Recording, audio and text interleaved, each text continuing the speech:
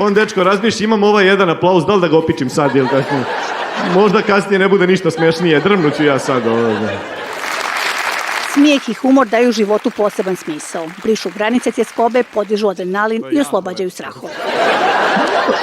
Lepo je kad se ljudi smeju, pogotovo onaj iskreni smeh do suza, ali najviše volim kada iz publike čujem neki uzvik, naprimjer, ja Bože, ili ne znam šta već ljudi sve izgovaraju, ma da li je moguće da si to izgovorio, ili tako nešto, da vidim da sam probio tu neku granicu, tu neku barijeru koju su oni iz nekog razloga sebi postavili i mislili da to ne sme da se izgovori ili da sa tim ne sme da se šali.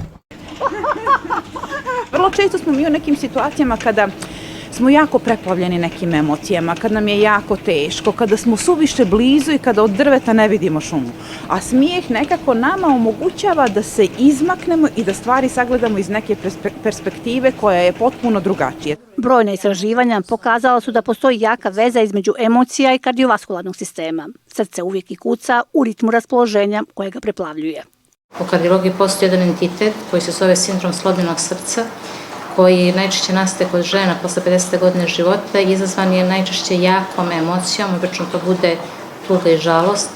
Kod nas smo imali više takvih pacijenata i obično je uzrok bila ili smrt člana porodice ili neka svađa u porodici. Dolazi bukvalno pacijent sa kliničkom slikom najčešće akutnog srčanog udara, dakle sa bolom u grudima, može doći do gušenja, a čak može doći i do smrtnog ishoda. Brz tempo života i brige ponekad izbrišu osmijeh sa lica.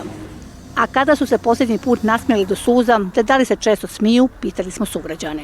Smijem se svaki dan, ali baš do suza ne mogu da se sjetim. Pa i kad mi je teško, ću se nasmijem. Nije teško svaki dan. Baš sad. Trebalo bi što više da se smijemo, ali nažalost to nije baš u praksi. Rijetko. Kad ste se posljednji put nasmijali onako da su vam išle suze na oči? Da, nisam odavno. Boga mi odavno. Svaki dan se smijem. Humor nam pomaže da ispišemo život na sebi svojstven način, da budemo spontani, a ipak direktni. Treba mi otrov protiv mrava, kaže on, što, jel ti ulaze u stan? Ako ne zvone na interfon, bude dete, prijatelji.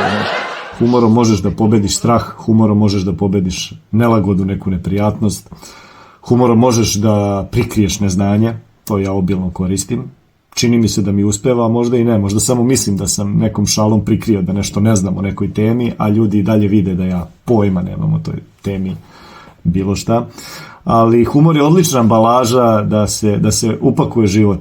Recimo da kod ljudi pojačavamo te brige, ali na duhovit način. Naprimjer da kažemo, eto šta ako ti je pukla guma, pa zakasnit ću na posao, pa šta ako zakasniš na posao, pa vikaće šef, pa šta ako viče šef, pa dobit ću otkaz, pa šta ako dobiješ otkaz, pa zaposlit ću, neću imati para, pa šta onda, pa zaposlit ću se u cirkusu, pa onda, i onda krenemo tako nekakva duhovita rešenja i ljudi na kraju krenu da se smiju svojim brigama. Ono što je jako bitno je da živimo u sadašnjem trenutku, ono što se desilo ranije, to je prošlost je istorija. Budućnost nam je opet neka misterija, tako da je bitno da se radujemo i da pokušamo da proživimo sadašnji trenutak maksimalno, da dišemo i da živimo taj život punim plućima, ali u sadašnjosti.